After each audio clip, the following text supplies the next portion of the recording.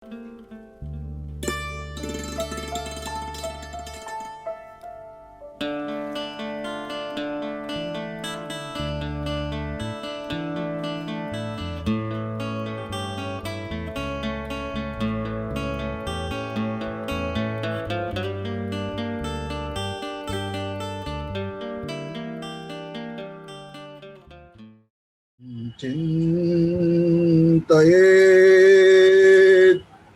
भगवतश्चरणारविन्दम्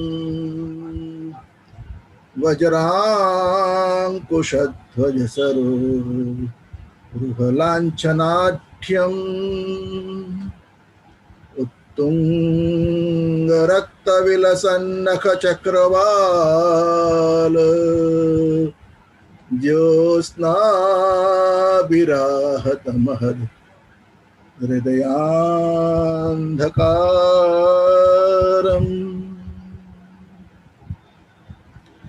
चिन्तासन्तानहन्तारो यत्पादाम्बुजरेणवः स्वीयानान्तान् निजाचार्यान् प्रणमामि मुहुर्मुहुः यदनुग्रहतो जन्तुः सर्वदुःखातिगो भवेत् तमहं सर्वदा वन्दे श्रीमद्वल्लभनन्दनम्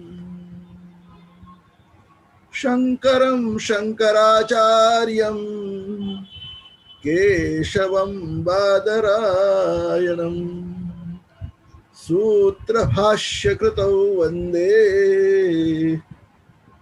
भगवन्तौ पुनः पुनः।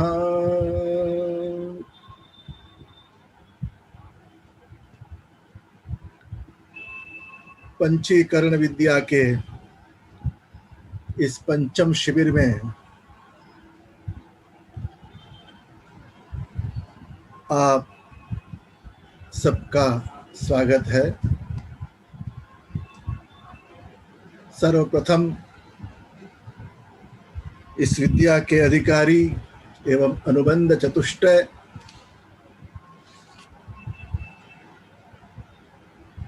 इसको समझते हुए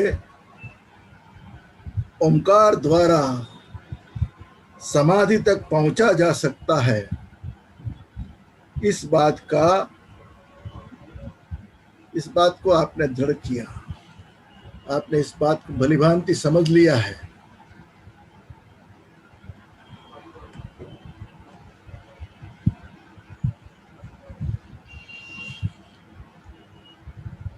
और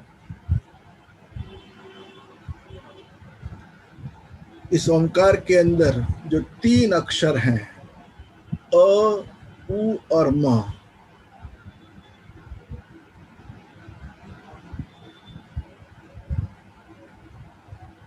प्रथम अक्षर अ है। इस अ को समझते हुए सृष्टि का पूरा सर्जन, उसका पंचीकरण,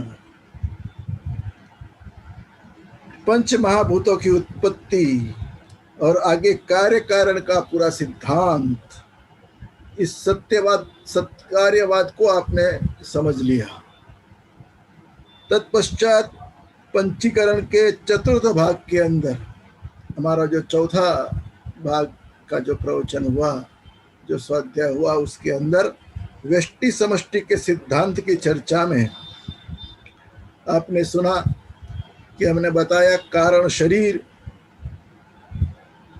ईश्वर, सूक्ष्म शरीर, हिरण्यगर्भ, स्थूल शरीर, विराट, और व्यष्टि में कारण शरीर प्राज्ञ, सूक्ष्म शरीर तेजस तथा स्थूल शरीर, और विश्व की संज्ञाओं को हमने अभ्यास किया।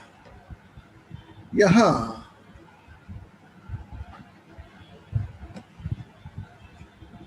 व्यष्टि को समझते हुए कहा कि स्थूल शरीर के प्रति, जो स्थूल शरीर उत्पन्न हुआ है उसके प्रति जो चैतन्य के अहंकार के कारण इसका नाम विश्व पड़ा, ये विश्वात्मा हुआ, विश्व है। तो इसी विश्व को समझाते हुए श्रीमद् आद्य शंकराचार्य कहते हैं कि ओम पंचीकृत पंच महाभूतानि तत्कार्यंच सर्वं विराट इत्युच्यते एतत् स्थूल शरीरम आत्मनः। और फिर कहते इंद्रियैहि अर्थोपलब्धि जागरितम एतत् उभयामयमानि आत्मा विश्वः। एतत् त्रयम् अकारः। इंद्रियों द्वारा जो हम अर्थ को समझते हैं, पदार्थ को समझते हैं, इस विषयों का ज्ञान होता है, इंद्रियों द्वारा विषय का ज्ञान होता है हमको, उसी का नाम है जागृत अवस्था। सृष्टि विषय विकास की तीन अवस्थाएं होती हैं, सुषुप्ति, स्वप्न और जागृत। यह जागृत अवस्था क्या है?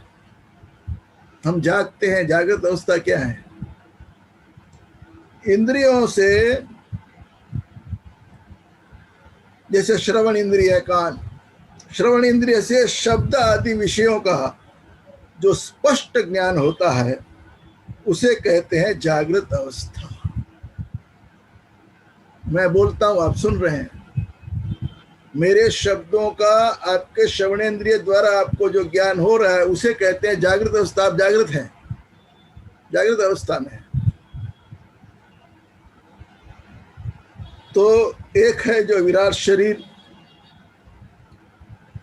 दूसरी है जागृत अवस्था, और तीसरी बात इनके अभिमानी ये विश्वात्मा, विश्व, ये तीन मिलकर के आकार होता है। एतत्त्रयाणाम एतत्त्रयम् अकारः। तो विराट शरीर को तो पहले ही समझ लिए। अब जागृत अवस्था है ना, जागरितम, इसको ठीक से समझ लेना चाहिए। जागृत अवस्था को ठीक से समझ लेना चाहिए। आप जो महिलाएं व्रत करती हैं ना, जागरण करती हैं,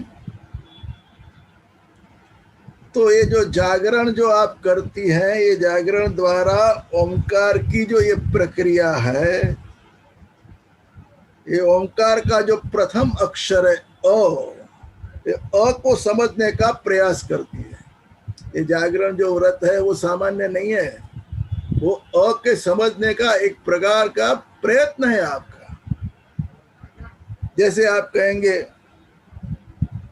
वो बच्चियां करती है मोड़ा खातनो जागरण, मोड़ा का व्रत करते हैं ना, बिना नमक का खाते हैं।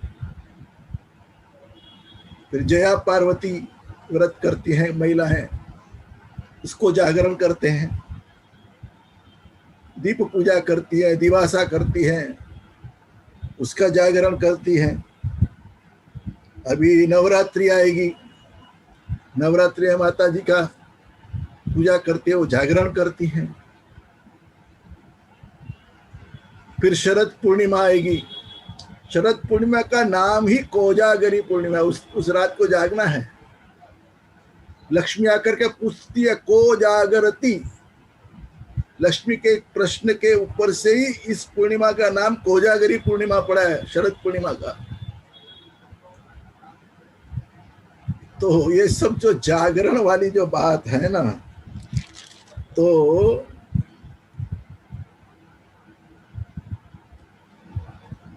इस हमारी जो जागृत अवस्था का बोध हमें आकार का बोध कराता है। आप बोलते हैं ना, जब उच्चार करते हैं ओ,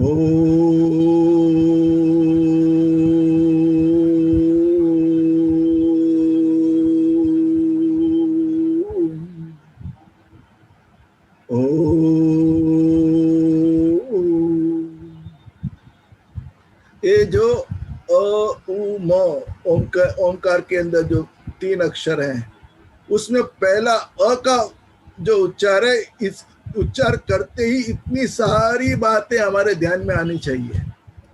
इसी को अकार कहते हैं। जब ध्यान समाधि की ओर जाना है और ओंकार का उच्चार करना है, तब ओंकार के उच्चार के वक्त अ के उच्चार मात्र से ही इतनी बातें जो शंकराचार्य जी कहते हैं कि आपके ध्यान में आ जाने चाहिए। प्रथम अकार के उच्चारण के साथ ही हमें समस्त सृष्टि प्रक्रिया, ये पंचीकरण, व्यष्टि समष्टि जो आप समझ गए सब, ये और ये विराट जागृत अवस्था एवं विश्व का बोध हो जाना चाहिए, तभी हम अ को समझ लिए ऐसे समझेंगे। अर्जुन ने कृष्ण जी से पूछा था भगवान से कि किं तद ब्रह्म किमध्यात्मम किं कर्म पुरुषोत्तम अधिभूतं च किं प्रोक्तम अधिदैवम किमुच्यते। इस जागृत अवस्था को अगर समझना है, यानी अध्यात्म, अधिभूत और अधिदैव को समझना है। अध्यात्म, अधिभूत और अधिदैव को समझना है। अर्जुन ने जब ये पूछा भगवान से, ये अध्यात्म क्या है, अधिभूत क्या है, अधिदैव क्या है, कौन पूछ रहा है? ये अर्जुन पूछ रहा है। ये वो अर्जुन पूछ रहा है जो तपश्चर्या के बल से सदेह शरीर के साथ उस स्वर्ग में गया है, इंद्रादिक देवताओं को मिला है, उनसे शस्त्र अस्त्र की विद्याएं प्राप्त की है। ये वो अर्जुन पूछ रहा है जिसने तपश्चर्या के द्वारा भगवान शिव जी को प्रसन्न करके शिव जी से पाशुपतास्त्र प्राप्त किया। यह वो अर्जुन पूछ रहा है जिसका नाम है गुड़ाकेश। गीता में बार बार शब्द आया है।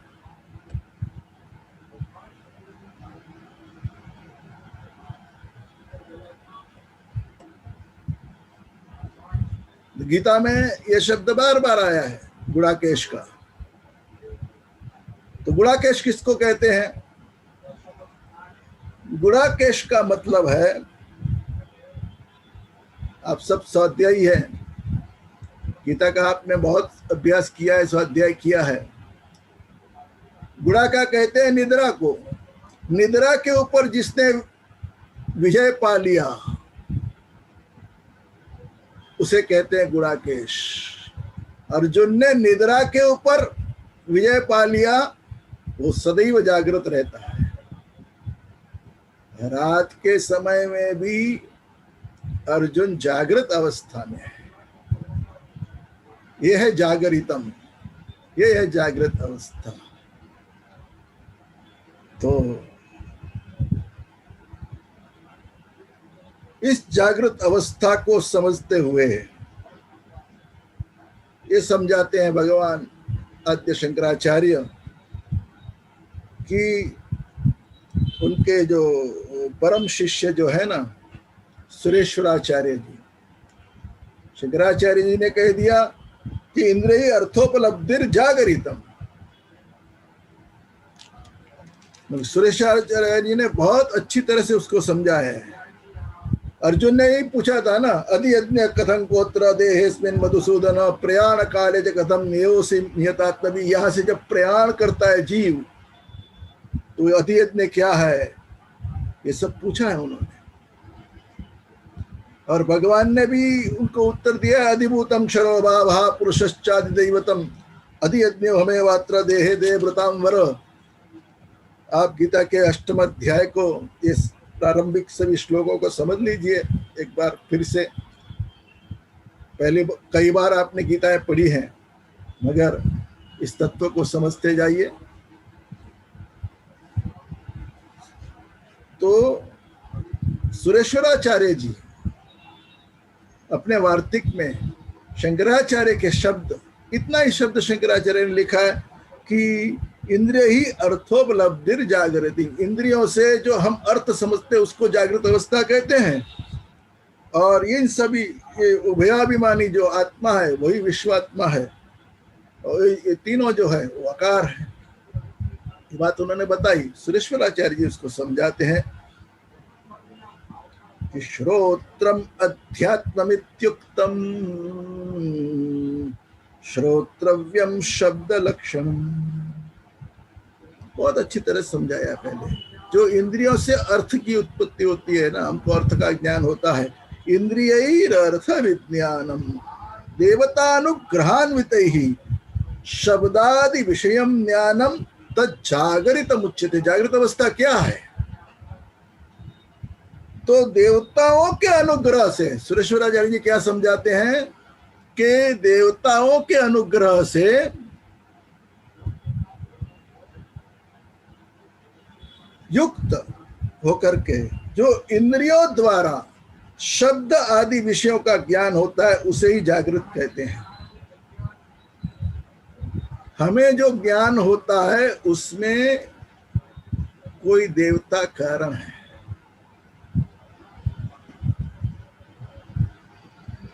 सुरेश्वराचार्य जी आगे समझाते हैं कि श्रोत्रम अध्यात्म इत्युक्तम श्रोतव्यम शब्द लक्षण अधिभूतम तदित्युक्तम दिशस्तत्रादिदैवतम। हमारी जो श्रवण की इंद्रिय है,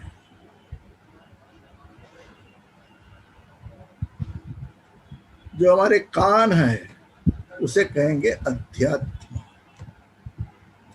बहुत शांति से समझ लीजिए इन शब्दों को। आप सब गीता जैसे और अन्य ग्रंथ बहुत पढ़ते हैं, और पंचीकरण को समझना है, पहले आकार को समझना है। ओम के अंदर का पहला आकार को समझना है, तो जागृत अवस्था को समझना है।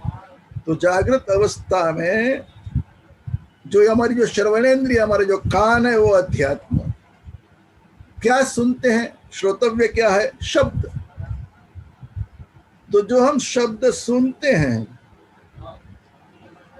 वो सुनने योग्य श्रोतव्य जो शब्द है उसे कहते हैं अधिभूत।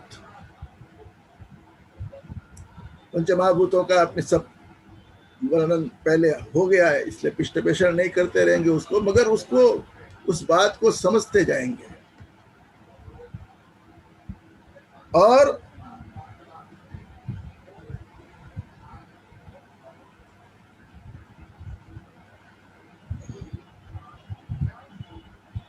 ये जो दिशाएं हैं वो अधिदैव है। दिशस्तत्राधिदैवतम। सुरेश्वराचार्य जी कहते हैं जो दिशाएं हैं वो अधिदैव है।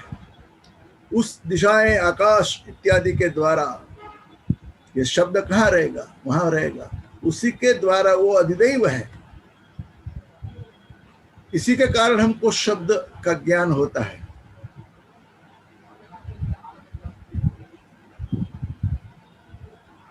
तो तीन बातें, अध्यात्म,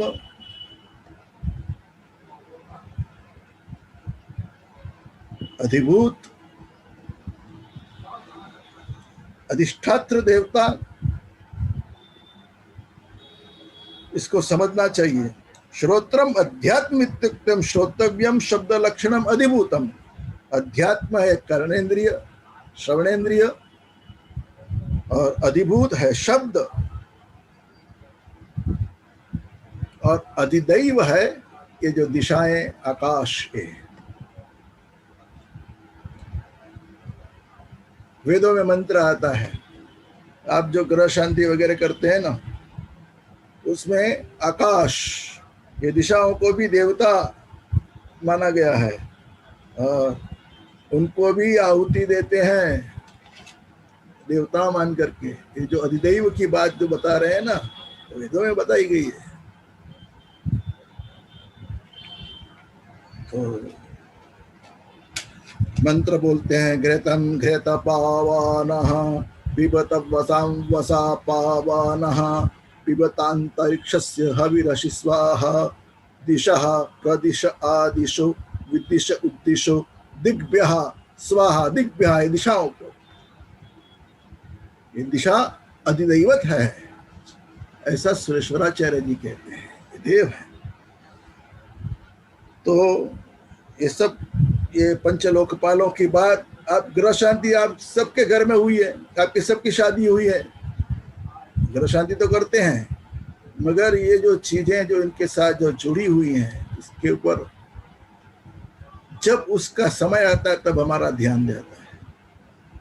जैसे गणेश जी पंचलोकपाल बताए, गणेश जी गंध पृथ्वी, दुर्गा जी 5 लोकपाल बताए हैं, ये दुर्गा जी वो रस है, वो जल है, ये वायु स्पर्श है, ये आकाश, ये शब्द हैं, दिशाएं हैं, ये अश्विनी कुमार, ये रूप है, अग्नि है।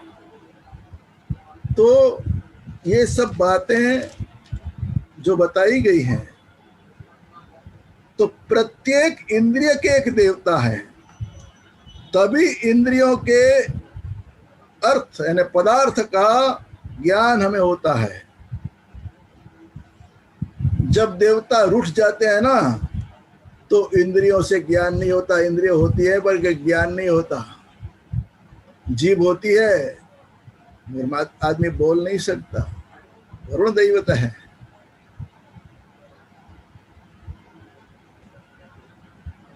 कान सुनते हैं, मगर कान होते हुए भी हमें सुनाई नहीं देता है, बहरे हो जाते हैं। क्यों? कि देवता रूठ गए, दिशारूप देवता तो रूठ गए वहां पर। इसलिए सुरेश्वराचार्य जी इन बातों को, सभी को, जितनी हमारी 5 ज्ञानेंद्रिय है, 5 कर्मेंद्रिय, उसको समविभाग करके इस आकार को समझने की बहुत सरलता से वो कहते हैं कि त्वग अध्यात्ममिति प्रोक्तव्यम, त्वग अध्यात्ममिति प्रोक्तम। हमारी चमड़ी है, स्पर्शेंद्रिय है, ये चमड़ी जो है, स्पर्शेंद्रिय जो है, उसे अध्यात्म कहेंगे। क्या करना है? स्पृष्टव्यम स्पर्श लक्षणम, स्पर्श करने योग्य जो चीज, जो स्पर्श है, उसे कहेंगे अधिभूत स्पर्श को। और उसके देवता है वायुदेव, वायुदेव उसके अधिदेव है। ये चमड़ी की अधिष्ठात्र देवता है, हमारे पास चमड़ी, उसके अधिष्ठात्र देवता वायुदेव है। तो ये 3 को समझते जाएंगे तब हम जागृत अवस्था क्या है उसको समझ सकेंगे। बहुत सरलता से इसको समझाया है, इसको एक बार ही आप ध्यान से सुन लेंगे तो आपके दिमाग में बैठ जाए, इतनी सरलता की है उन्होंने। चक्षुर अध्यात्म इत्युक्तम, वो कहते हैं आंख जो चक्षुर इंद्रिय है उसे अध्यात्म कहेंगे। आप देखते क्या है? आंख से रूप देखते हैं, किसी भी चीज का रूप देखते हैं, तो रूप क्या हो गया? द्रष्टव्य हो गया, वो अधिभूत हो गया। जिससे देखते हैं वो इंद्रिय, वो अध्यात्म, जिसको देखते हैं वो विषय, वो अधिभूत। और इसके पीछे जिसकी शक्ति हमें प्राप्त होती है, जो हमें शक्ति प्रदान करता है इसको देखने की, तो आदित्य अत्र अधिदैवतम, जो सूर्य है उसके अधिदेवता है। हम देख पाते हैं सूर्य के कारण। जब किसी को आंख की तकलीफ होती है ना,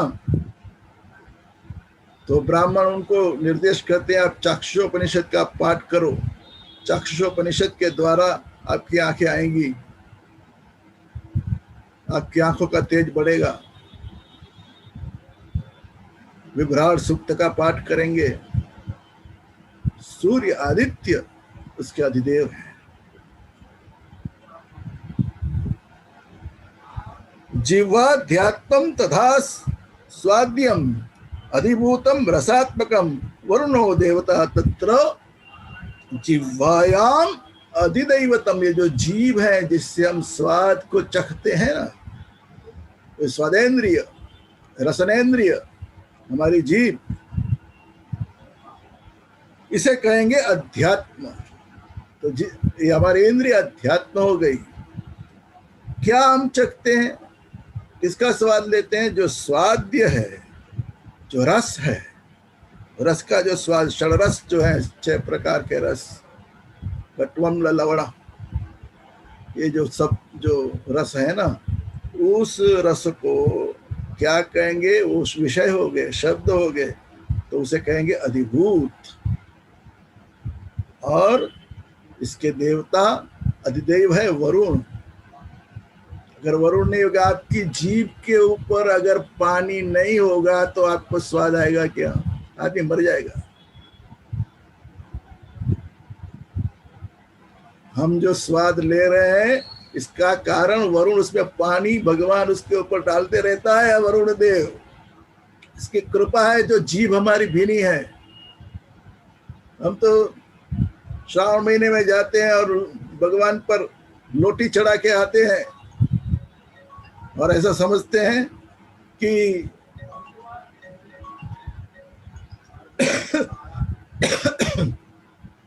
कि हमने बहुत बड़ी भक्ति कर दी, भगवान को हमने अभिषेक किया, रुद्राभिषेक किया, लघु रुद्र किया, महारुद्र किया, अभिषेक किया, भगवान को खूब नहलाया,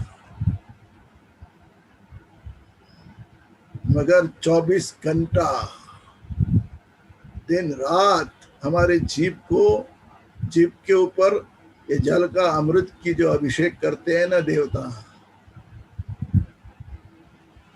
तभी तो हम रस को चख सकते हैं। देवता है। जिस दिन वो देवता रुठ जाते हैं, हमारी जो जीभ है वो अगर सुखी हो गई तो हरिओम तत्सत। हमको इसको जानते हुए समाधि के अंदर प्रवेश करना है। जागृत अवस्था को जान लेंगे,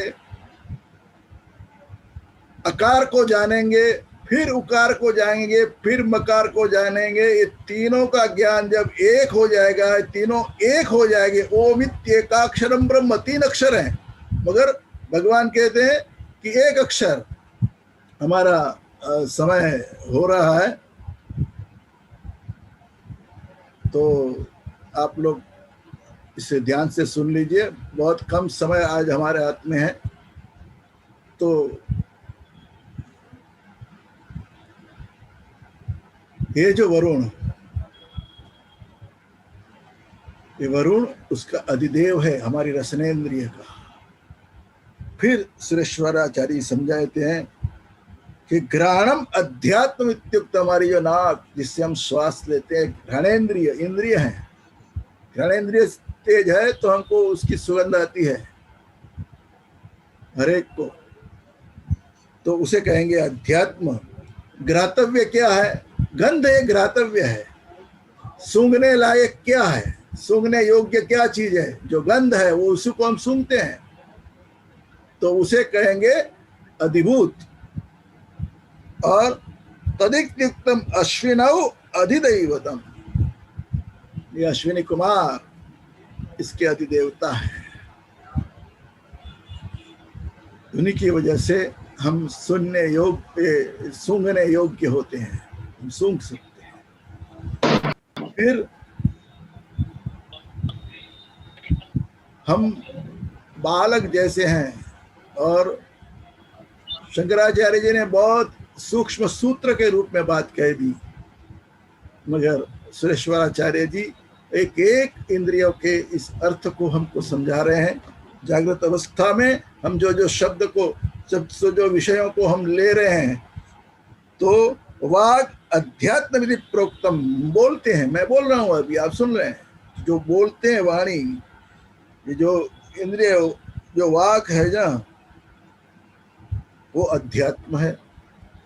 जो बोलने योग्य शब्द है वो अधिभूत है, और उसके देवता अग्नि उसके अधिदेवता है।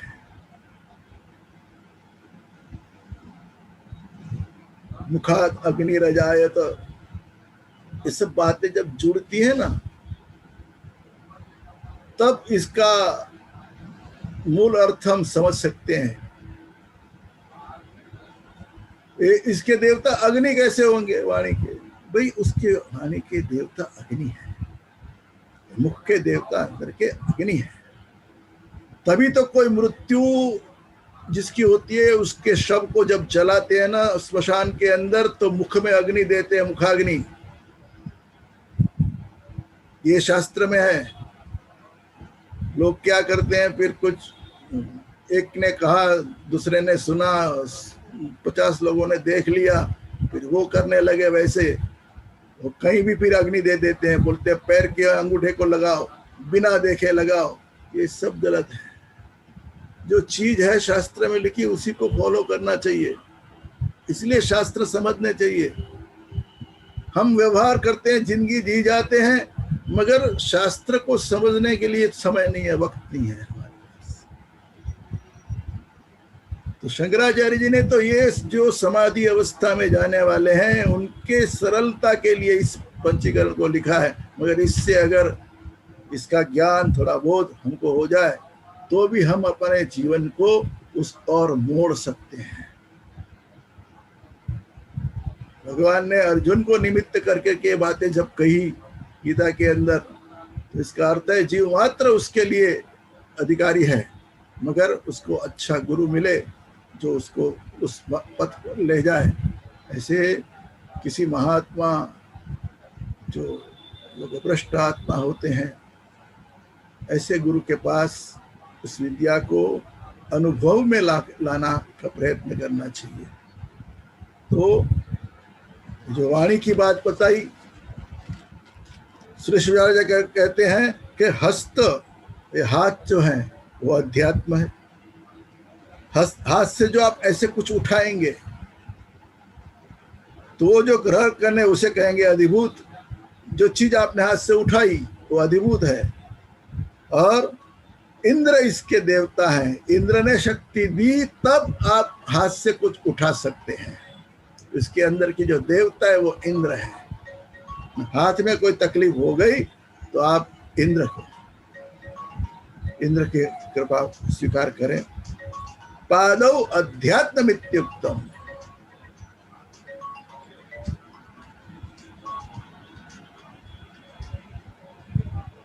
हमारे पैर वो अध्यात्म है। हमको जहां जाना है गंतव्य, उस स्थान को अधिभूत कहेंगे। बहुत सरल बता दिया।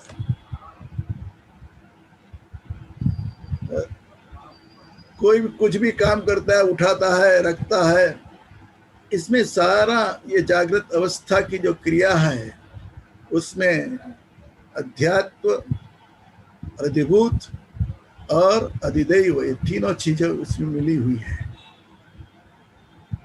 तो गंतव्य स्थान जो है वो हमारा अधिभूत है, और उसके देवता है विष्णु। विष्णु अधिदेव है, अर्थात हमारे पाद का, हमारे चरण के अधिष्ठाता, हमारे पैरों के अधिष्ठाता तो विष्णु है। गतिर भरता, भगवान गति है हमारी, वो चरण के अधिदेवता है विष्णु। हम मल विसर्जन कहते हैं। पायु जो गुदा का भाग है, उसे अध्यात्म कहेंगे।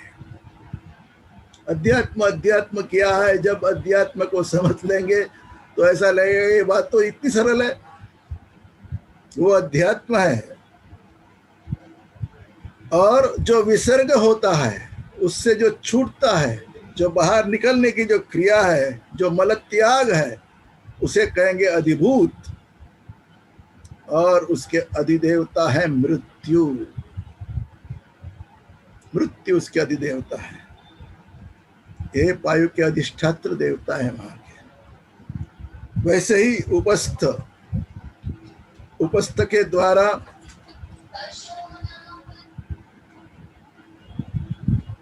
इंद्रियम अध्यात्मम, उपस्थेंद्रिय जो है, हमारे जो जनन अवयव हैं, हमारे जो मूत्र इत्यादि का जो अवयव है, जो उसे कहेंगे अध्यात्म, उपस्थेंद्रिय को। उससे क्या होता है? आनंद का अनुभव होता है। जो आनंद है वो है अधिभूत,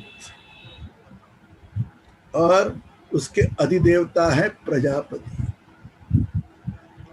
शरीर का भोग है, स्त्री और पुरुष के विवाह होते हैं,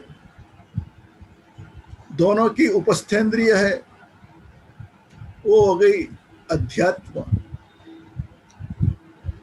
उनको जो आनंद मिला वो हो गया उनका ये अधिभूत, और उसके देवता है प्रजापति। इसलिए आपने विवाह में देखा होगा कि पिता अगर कन्यादान करता है ना, तो कन्यादान के बाद अनेन कन्यादान कर्मणा भगवान प्रजापति प्रियता, इससे प्रजापति जो प्रजा जिससे उत्पन्न होती है वो प्रजापति देवता इससे प्रसन्न है।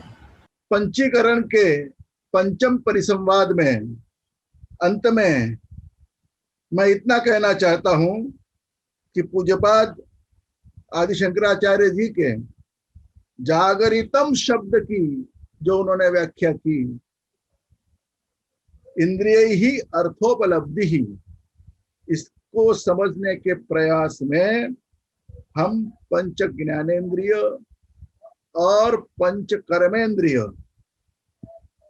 इनको अध्यात्म रूप में जाने और उनके विषयों को अधिभूत के नाम से जाने, और इन अध्यात्म रूप इंद्रियां और अधिभूत रूप उनके विषय, इनकी उपलब्धि में जो हमको शक्ति प्रदान करते हैं वो शक्ति प्रदान करने वाले अधिष्ठात्र देवता, उनको अधिदैव के नाम से जाने। अब आगे के परिसंवाद में हमारे जो अंतःकरण है, मन बुद्धि चित्त अहंकार, इसका विवरण करते हुए हम फिर आगे बढ़ेंगे इस पंचकरण के छठे विभाग की ओर। यहाँ हम विराम लेते हैं। सर्वेत्र सुखिनः सन्तु, सर्वे सन्तु निरामयाः, सर्वे भद्राणि पश्यन्तु, मा कश्चित् दुःखमाप्नुयात्।